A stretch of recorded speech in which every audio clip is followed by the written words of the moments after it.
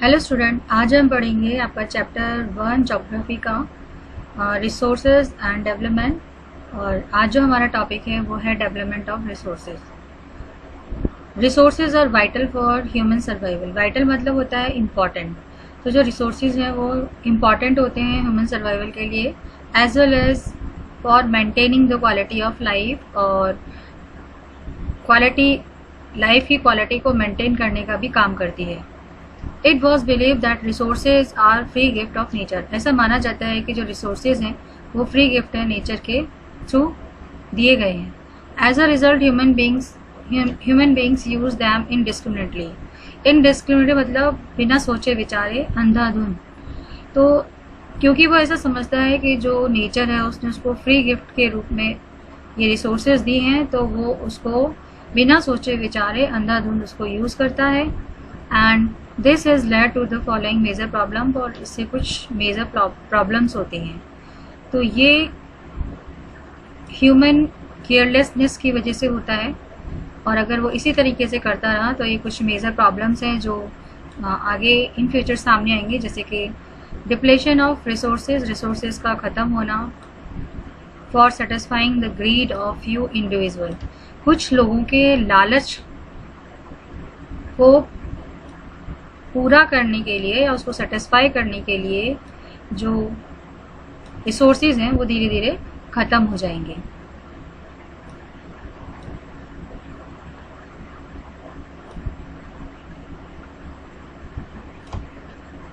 Accumulation of resources in few hand. Accumulation मतलब होता है इकट्ठा करना, यानी कि जो रिसोर्सेज हैं वो कुछ ही हाथों में होते हैं, यानी कुछ ही लोग उसको अपने पास इकट्ठा करके रखते हैं। विच turn in divide the society, और जिसकी वजह से जो समाज है वो दो सेगमेंट्स के अंदर बढ़ जाता है, और वो सेगमेंट है अब दैट इज हैव और हैव नॉट। हैव मतलब जिसके पास है, और हैव नॉट मतलब जिसके पास नहीं है। तो ये दो सेक्टर्स के अंदर ये बढ़ जाता है, दो सेगमेंट्स में जो समाज है वो बढ़ जाता है। और या हम कह सकते हैं रिच या poor. Indiscriminate exploitation of resources has led to global ecological crises such as global warming, ozone layer depletion, and environmental pollutions and land degradation। और बिना सोचे विचारे इनडिस्क्रिमिनेट एक्सप्लॉयटेशन यानी लगातार रिसोर्सेज का एक्सप्लॉयटेशन जो है ग्लोबल इकोलॉजिकल क्राइसिस को लेकर आता है, जैसे कि ग्लोबल वार्मिंग है या ओजोन लेयर डिप्लेशन है, यानी ओजोन लेयर का धीरे धीरे ख़त्म होना, डिप्लेशन, और एनवायरमेंटल पॉल्यूशन क्रिएट होना या लैंड डिग्रेडेशन। डिग्रेडेशन मतलब होता है कि धीरे धीरे लैंड की जो फर्टिलिटी है वो ख़त्म होना।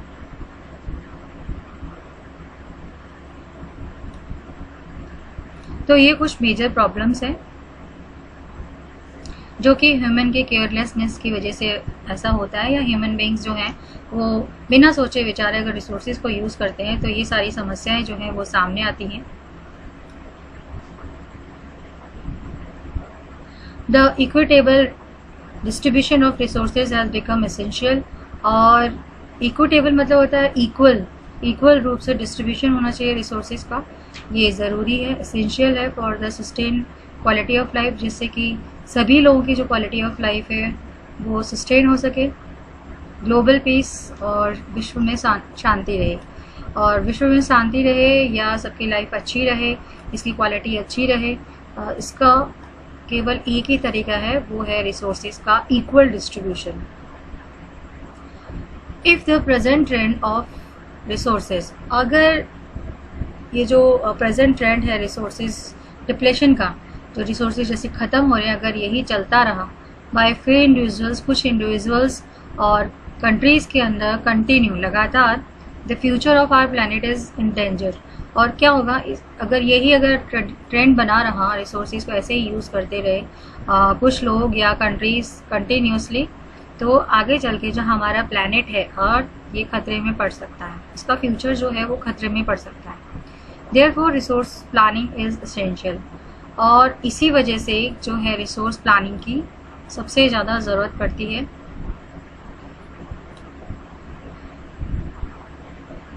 Planning is essential for sustainable existence for all form of life. और प्लानिंग ज़रूरी है जिससे कि हर प्रकार की जो लाइफ है वो सस्टेन कर सके, जी सके, उसका अस्तित्व बना रहे। Sustainable existence is component of the sustainable development. और जो सस्टेनेबल एग्जिस्टेंस है ये एक कंपोनेंट है सस्टेनेबल डेवलपमेंट का। अब क्वेश्चन ये उठता है कि सस्टेनेबल डेवलपमेंट होता क्या है, what do you mean by sustainable development. ये क्वेश्चन पूछा भी जाता है बोर्ड में कि आप सस्टेनेबल डेवलपमेंट से क्या समझते हैं। तो ये इसकी डेफिनेशन इसमें नीचे दे ही रखी है आपका। Sustainable development, Sustainable economic development means development should take place without damaging the environment। यानी कि सस्टेनेबल इकोनॉमिक डेवलपमेंट का मतलब ये होता है कि ऐसा विकास, ऐसा डेवलपमेंट जो कि बिना एनवायरनमेंट को नुकसान पहुंचाए, और and development in the present, और प्रेजेंट में डेवलपमेंट हो लेकिन फ्यूचर जनरेशन को कॉम्प्रोमाइज़ नहीं करना पड़े उनकी नीड्स के लिए। तो ये हो गया सस्टेनेबल डेवलपमेंट। यानी कि इस प्रकार का डेवलपमेंट होना चाहिए जिसमें प्रेजेंट में तो डेवलपमेंट हो, साथ ही साथ में फ्यूचर जो जनरेशन है उसको कॉम्प्रोमाइज़ नहीं करना पड़े अपनी ज़रूरतों को पूरा करने के लिए।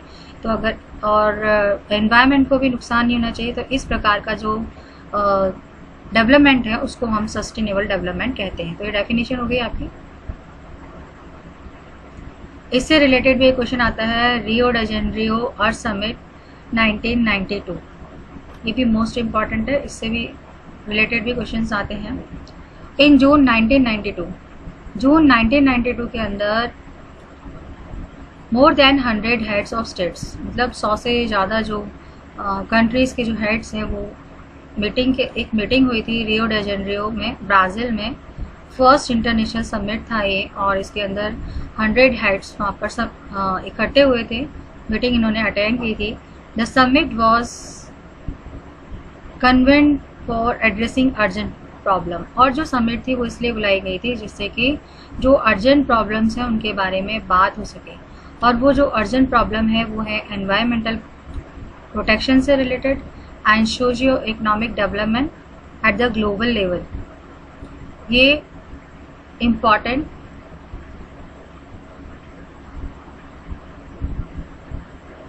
इशू था जिसके लिए इन्होंने ये मीटिंग बुलाई थी, या ये जो समिट हुआ था यहाँ पर। The assembled leaders sign the declaration on global climatic change.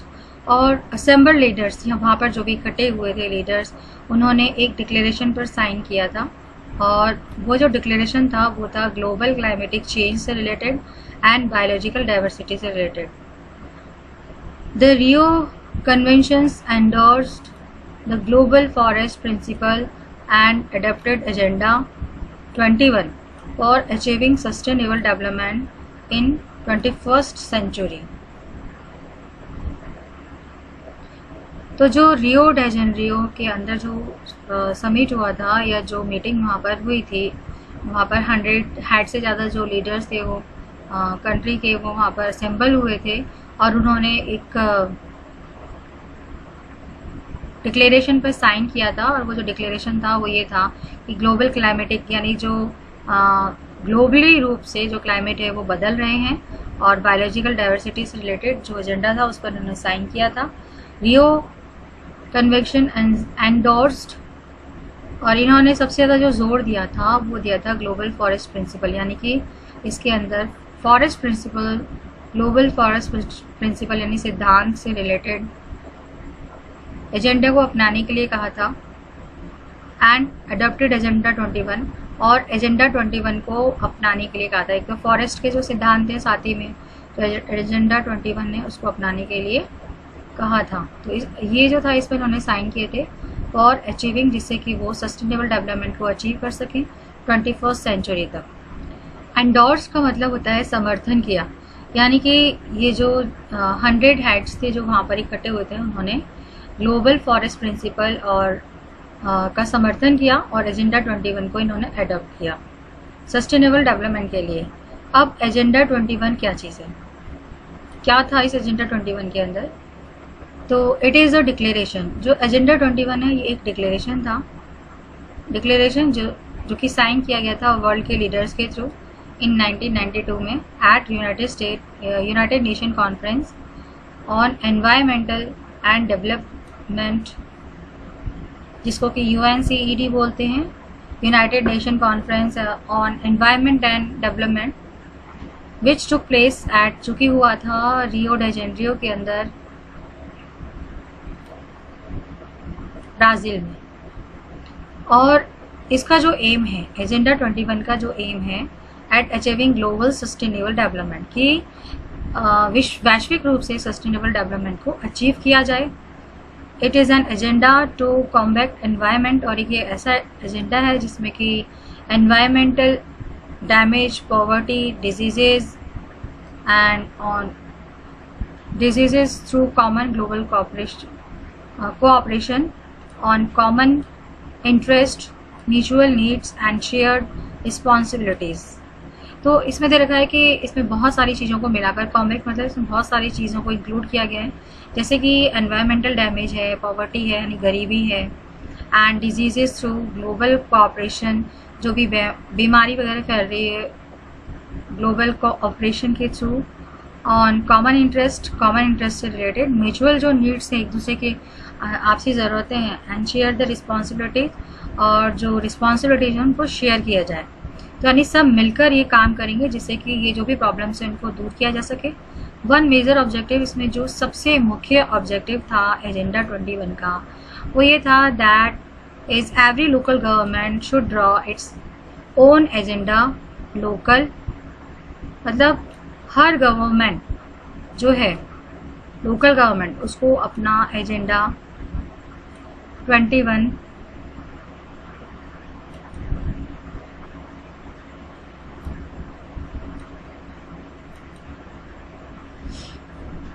Agenda 21 जो है हर लोकल गवर्नमेंट को अपना खुद ड्रॉ करना है, इसके ओन लोकल एजेंडा 21, ये मेजर ऑब्जेक्टिव है। तो वन मेजर ऑब्जेक्टिव क्या हो गया कि हर लोकल गवर्नमेंट को अपना एजेंडा निर्धारित करना है, उसको अपना एजेंडा 21 बनाना है। और एजेंडा 21 में ये सारी चीज़ें इंक्लूड होती हैं। क्या क्या चीज़ें इसमें इंक्लूड होती हैं, जैसे कि एनवायरमेंटल डैमेज है,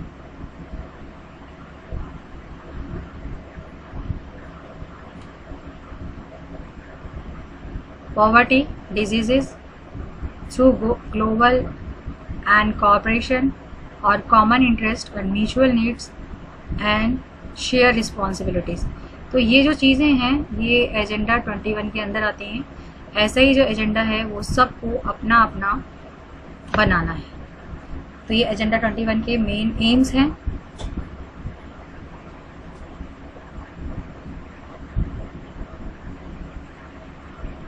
और ये एजेंडा 21 हुआ था रियो डे जेनेरियो में 1992 में ब्राज़ील। देन अब आता है आपका रिसोर्स प्लानिंग। रिसोर्स प्लानिंग क्या होता है, रिसोर्सेज क्या होता है, ये तो आपको समझ में आ गए। ऐसे सोर्सेज जो कि जिनसे ह्यूमन बीइंग अपनी ज़रूरतों को पूरा करता है और जो नेचर के अंदर अवेलेबल होते हैं, ऐसी चीज़ों को हम रिसोर्सेज बोलते हैं। और रिसोर्स प्लानिंग यानी कि कैसे हमें योजना बनानी है, कैसे हमें प्लानिंग करनी है रिसोर्सेज की। तो सबसे पहले हम डेफिनेशन पढ़ेंगे व्हाट इज़ प्लानिंग। तो planning is widely accepted strategy, ये एक सबके थ्रू अपनाई गई स्ट्रेटजी है जिसके अंदर जुडिशियस यूज़ किया जाता है रिसोर्सेज का, यानी कि योजनाबद्ध तरीके से रिसोर्सेज को यूज करना,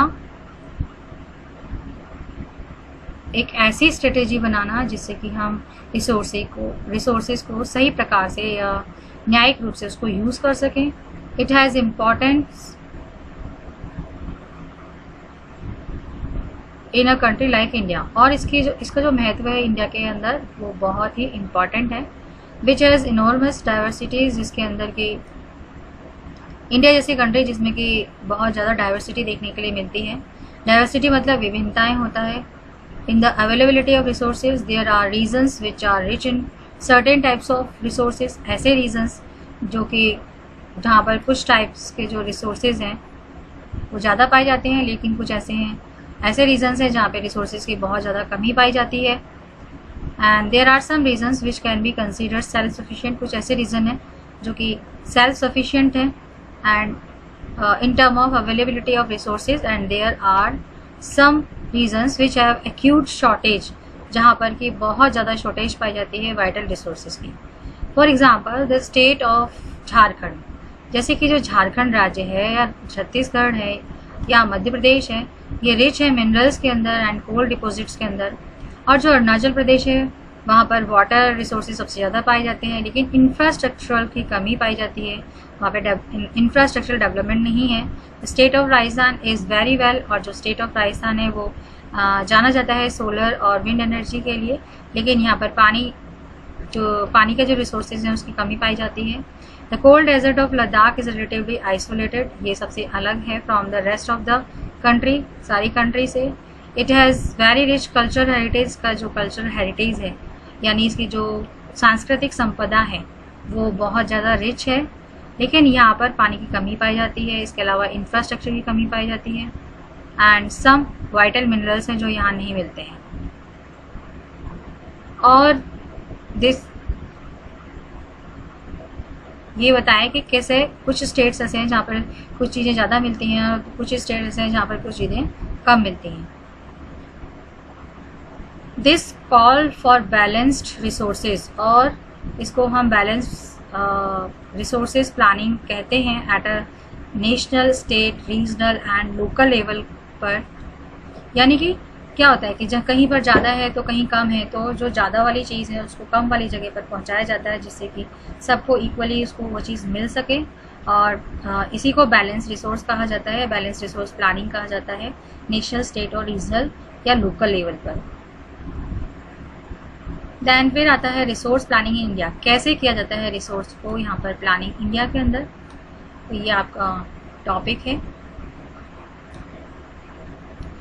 रिसोर्स प्लानिंग एक कॉम्प्लेक्स प्रोसेस है, यानी कि एक बहुत ही जटिल प्रोसेस है विच इन्वॉल्व। अब इस प्रोसेस के अंदर क्या क्या इन्वॉल्व होता है, ये जो कॉम्प्लेक्स रिसोर्स प्लानिंग जो है वो एक कॉम्प्लेक्स प्रोसेस है, और इसके अंदर क्या क्या इंक्लूड होता है। सबसे फर्स्ट आइडेंटिफिकेशन और inventory of the resources across the region of the country, यानी कि सबसे पहले क्या करते हैं, पहचान की जाती है कि रिसोर्सेज कहाँ कहाँ पर पाए जा रहे हैं, इन्वेंशन किया जाए, inventory of the resources, invention किया जाता है पूरे रीजन के अंदर of the country.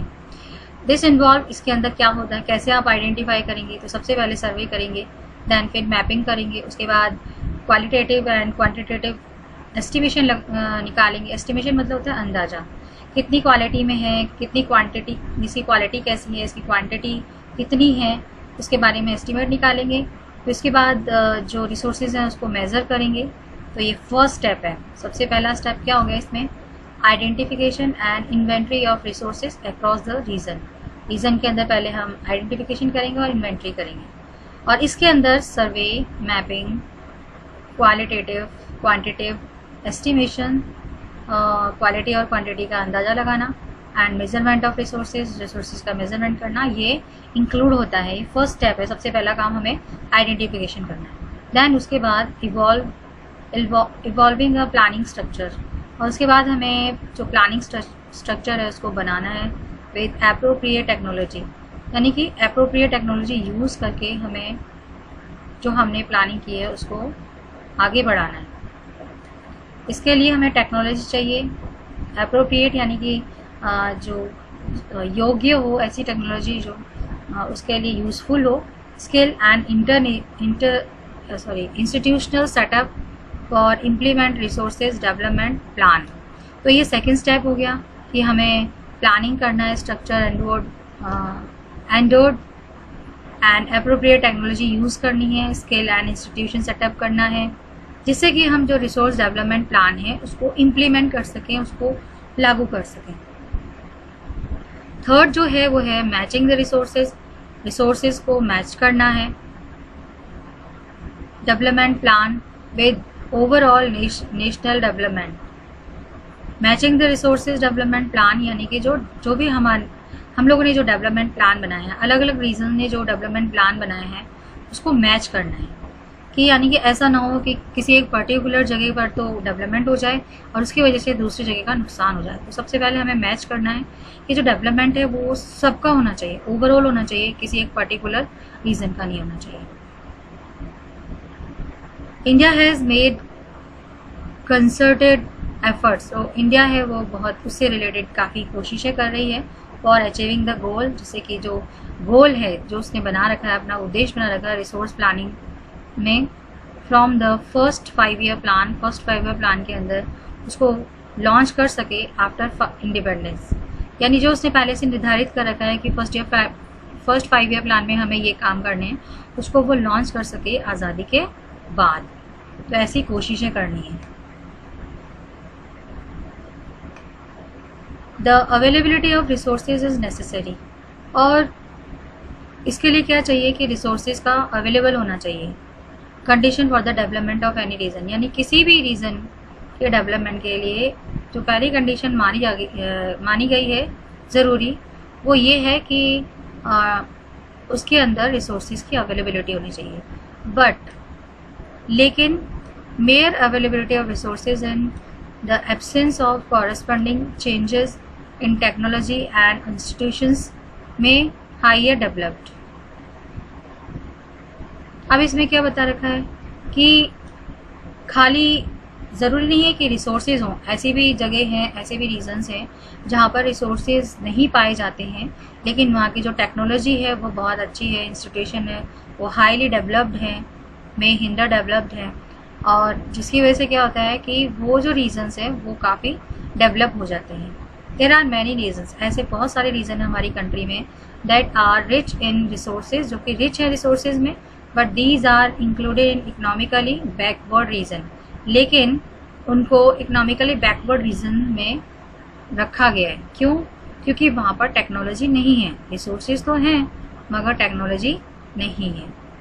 On contrary there are some regions which have a poor resources based but they are economically developed, यानी कि यहाँ कुछ ऐसे रीजन्स हैं जहाँ पर कि रिसोर्सेज तो नहीं है लेकिन फिर भी वो सबसे ज़्यादा इकोनॉमिकली डेवलप रीजन में आते हैं।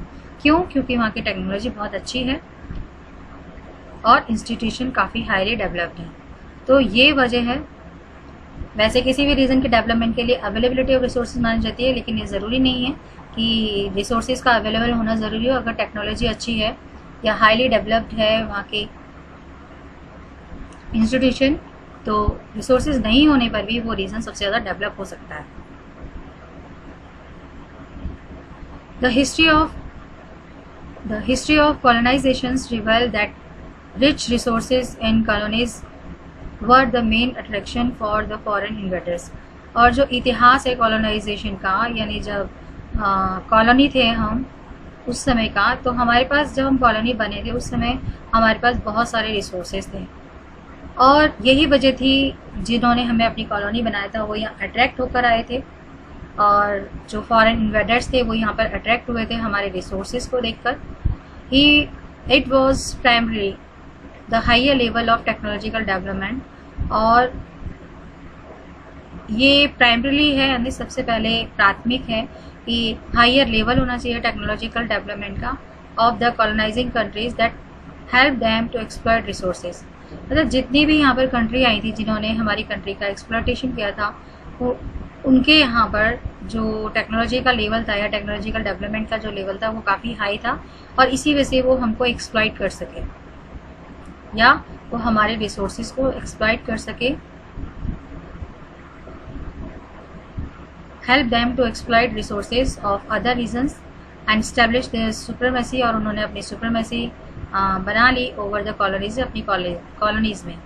देयरफॉर रिसोर्सेज कैन कंट्रीब्यूट, और इसी वजह से जो रिसोर्सेज हैं वो कंट्रीब्यूट करते हैं डेवलपमेंट ओनली, ये तभी विकास कर सकते हैं जब when they are accompanied with appropriate technology, जब उनको एप्रोप्रिएट टेक्नोलॉजी जब उनको जोड़ा जाए सही प्रकार की या एप्रोप्रिएट टेक्नोलॉजिकल डेवलपमेंट से या इंस्टीट्यूशनल चेंजेस से, अगर ये दोनों चीज़ें होंगी तभी जो है डेवलपमेंट होगा।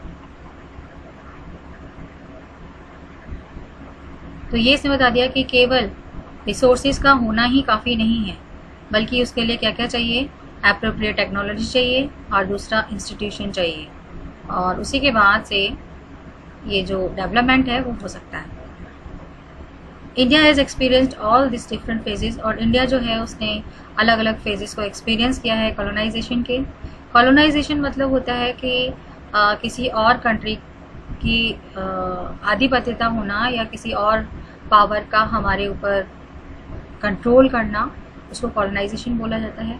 और जो इंडिया है वो ब्रिटिशर्स की कॉलोनी हुआ करती थी, यानी कि इंडिया के ऊपर ब्रिटिशर्स का अधिकार था या उनका राज चल रहा था उस वक्त। Therefore, in India, development in journal and resources development in particular does not only involve the availability of resources, और इसीलिए अगर हम डेवलपमेंट कहें इन जर्नल आम तौर पर, तो जो रिसोर्स डेवलपमेंट है इन अ पर्टिकुलर किसी जगह पर, पर्टिकुलर जगह पर, ये न केवल अवेलेबिलिटी ऑफ रिसोर्सेज पर डिपेंड करता है, बस साथ साथ में technology, quality of human resources and historical experience of people, इन सब चीज़ों पर डिपेंड करता है। कंजर्वेशन ऑफ रिसोर्सेज मैं आपको नेक्स्ट वीडियो के अंदर बताऊंगी। तब तक आज जो मैंने आपको पढ़ाया है उसको आपको रिवाइज करना है, और अगर कोई चीज़ समझ में नहीं आती है तो आपको पूछना है, और अगर अच्छे से समझ में आ जाती है तो आप इसको लाइक कर सकते हैं। तो ये कुछ जो मैंने इसमें हाईलाइटेड किए हैं वो आपके क्वेश्चन से रिलेटेड हैं कि बोर्ड में इस टाइप के क्वेश्चंस पूछे जाते हैं, तो ये इम्पॉर्टेंट हैं। इनको आप अपनी कॉपी में नोट्स बना सकते हैं या इससे रिलेटेड क्वेश्चंस बना के लिख सकते हैं। Okay, bye, have a nice day.